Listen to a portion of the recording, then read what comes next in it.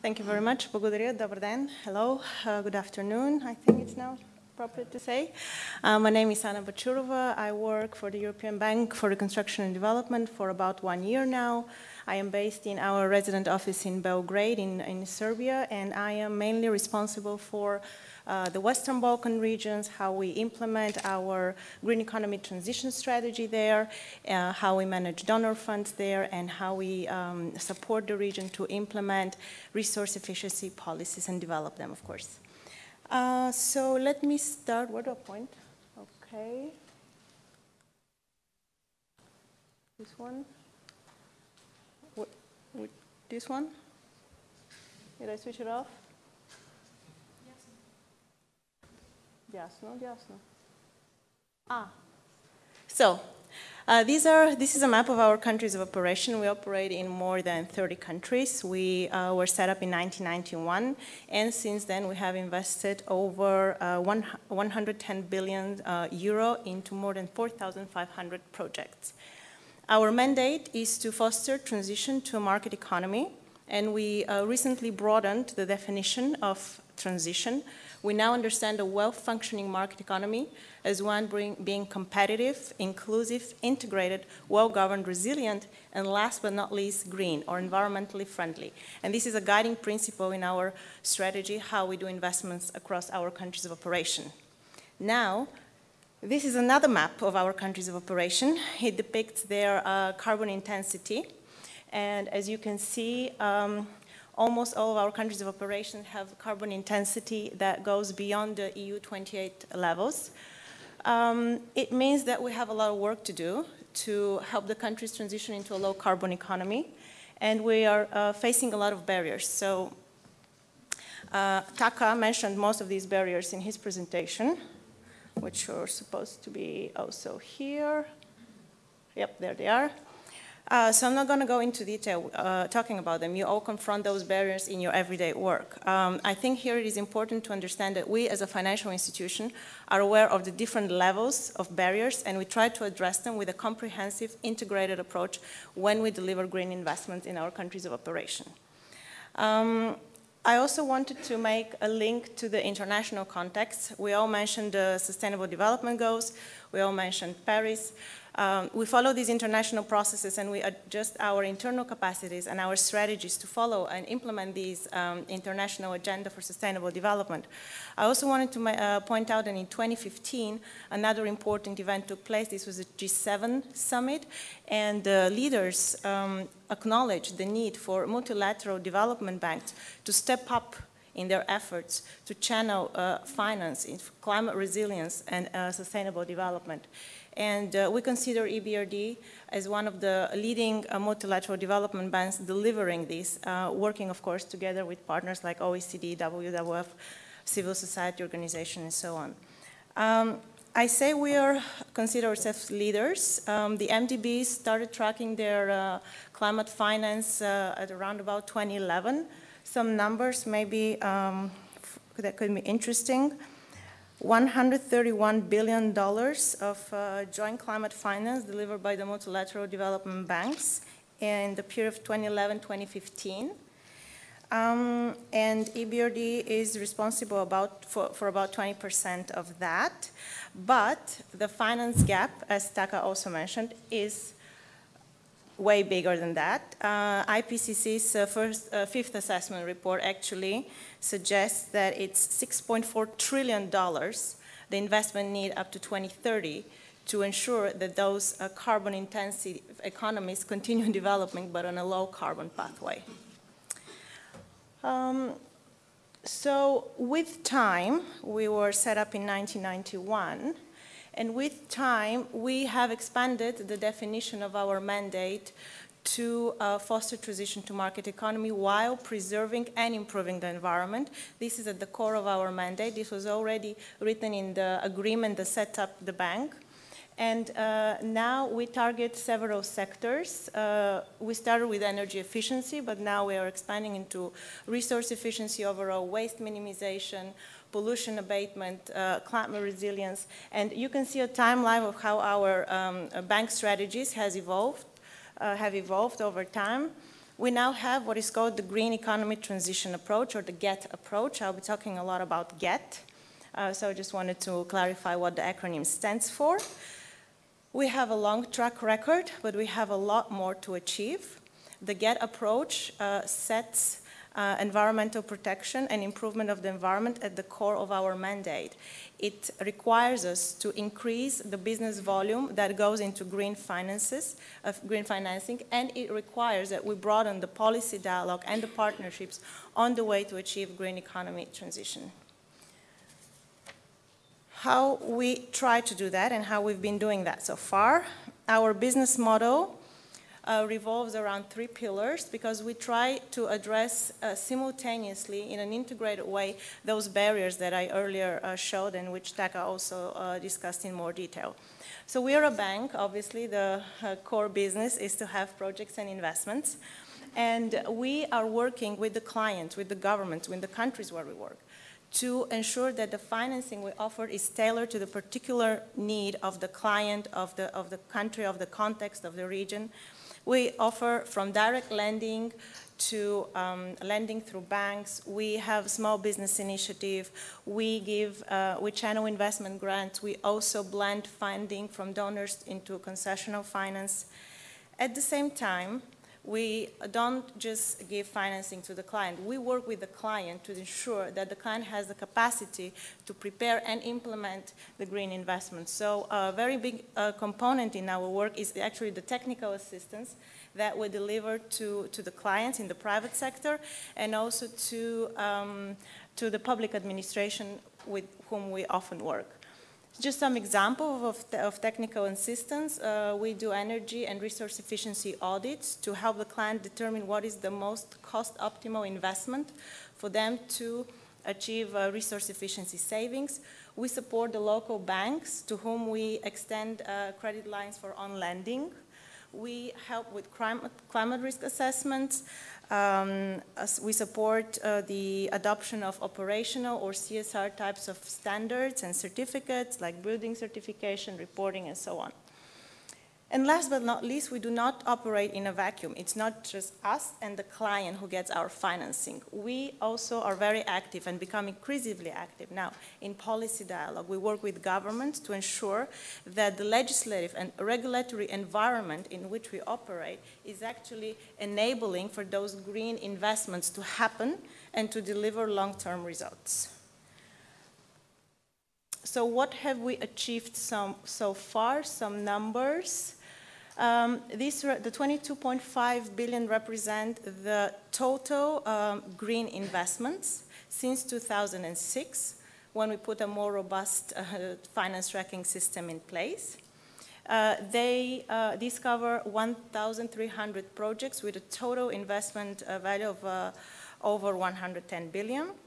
In terms of share, we are now at about 33% share of our investments are GET or green investments. And as I mentioned, our GET strategy now requires us to step up on these efforts. So we set ourselves a target to deliver 40% of investments by 2020. This is ambitious, but we are on track. We just released a statement 2 days ago, updating on the track for this year. And in the period January-May 2017, we have invested 913 million euro in green projects, which is almost twice as much we invested in the same period last year. So we're not slowing down. On the contrary, we are stepping up our efforts to address that. You see, in 2016, we almost reached 3 billion euros of investments. Just also some breakup by business area. We talk a lot about renewable energy here, and we have about 16% of this green volume was dedicated for renewable energies. About 27% of that was allocated to corporate energy efficiency, and about 17% of that to municipal infrastructure. So these were our main business areas. Now, another set of numbers. This is specifically now on adaptation finance. Statistics go back to 2011. So this is the blue column represents the annual climate investment, climate adaptation or climate resilience investment per year in the bank, which is total of 976 million. Now these are the adaptation project components that we add up to projects that we have with clients. And the total volume of these projects goes up to 4 billion for the last 6 years. You can see on an annual basis, the blue line represents the climate resilience business volume that has benefited from these investments. And just to remind you, our total business volume in 2016 was about 9 billion. So we are on slowly but steadily getting there to increase the share of projects that have a climate resilience component. There is also a presentation of our finances by region, and Southeastern Europe is actually the leader in that, so I thought that's worth sharing with you as well. So I think that's, one more slide with numbers. This is, I think this will be interesting also for you because it shows the physical impact that we're also tracking in addition to the financing flows. We have estimated that our emission reductions, water savings, and waste minimization. For emission savings, we've been tracking that since 2006 in a systematic way. Water reduction, waste minimizations, we're tracking this in a more systematic way since 2013. And here you can see the annual savings that are achieved due to the green investments that we delivered. But I think that's enough for the numbers. I will now present a couple of case studies, and when I was invited to speak here, I am based in Belgrade in the Western Balkans. I didn't have very handy case studies from Bulgaria, unfortunately, but I thought I would present a couple of studies which are part of a framework. We like to work in frameworks because it allows us to scale up and also to learn lessons easily and transfer the lessons learned to the next project within the framework. A very successful framework in the Western Balkans was the Energy Efficiency Regional Program. I shouldn't say was because it's still ongoing. It started in 2013. It is implemented in very close cooperation with the Energy Community Secretariat, and it has the objective to maintain the market for sustainable energy in the countries. You remember the business model and the 3 pillars. You remember the 3 or 4 sets of barriers that we are trying to address. I think this is an illustration how we approach these issues in an integrated manner. The REAP program has a component for policy dialogue, it has a component for technical assistance, and it has, of course, a financing component.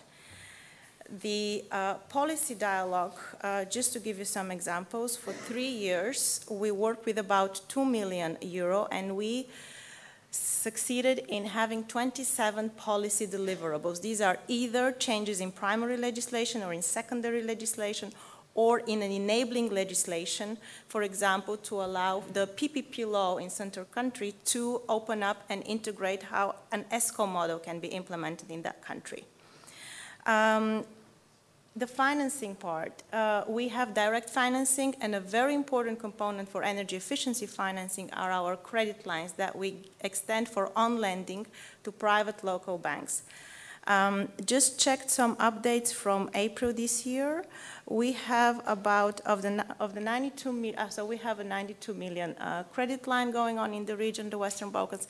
70 of that have already been used for, and the resulting CO2 savings are 130,000 tons per year. Final energy savings, 79,000 megawatts a year.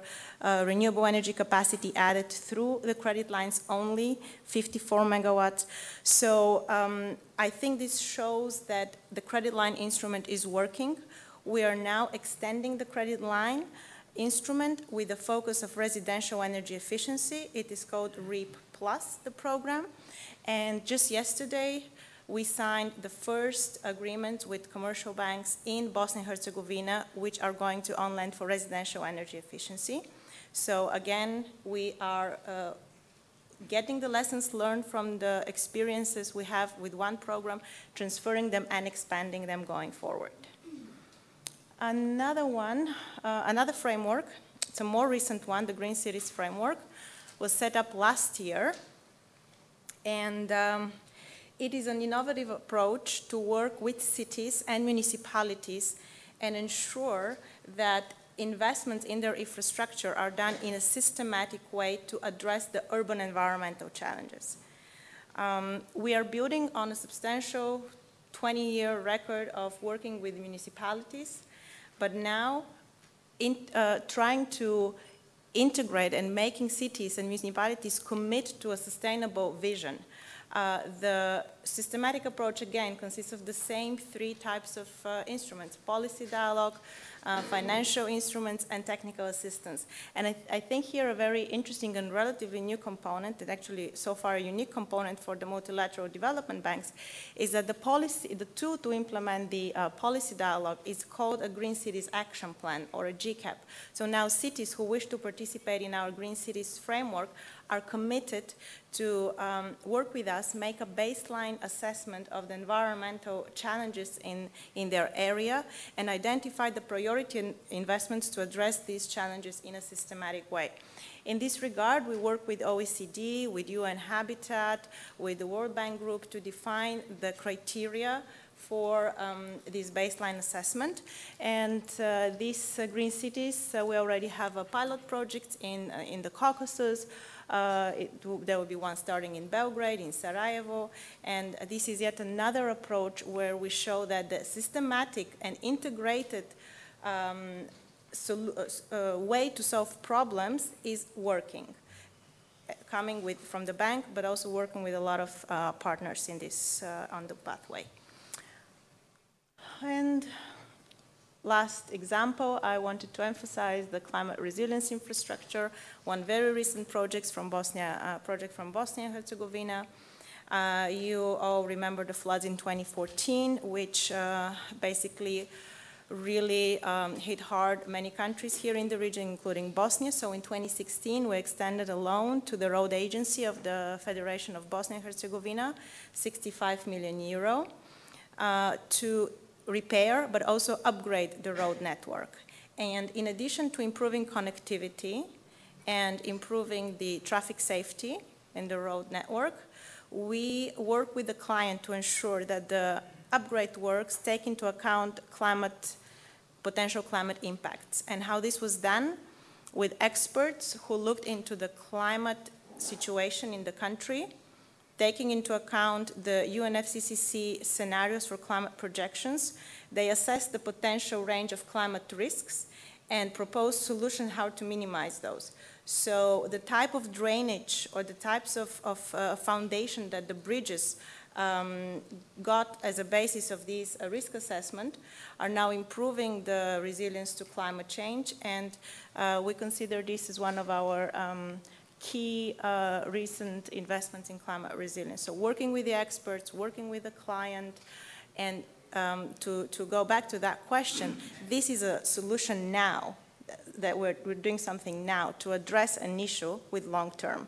So when you asked this question this morning about what are we doing now and what are we doing with long-term impact, I think at least the people sitting in this panel today, we are acting now with the view of proposing long-term solution, whether it's education, whether it's integrating climate resilience assumption in the infrastructure. It's about acting now to ensure that there is a long-term effect and impact of our investment. I think I will stop here. Thank you very much for your attention, and I look forward to catching up with you after in the consultations.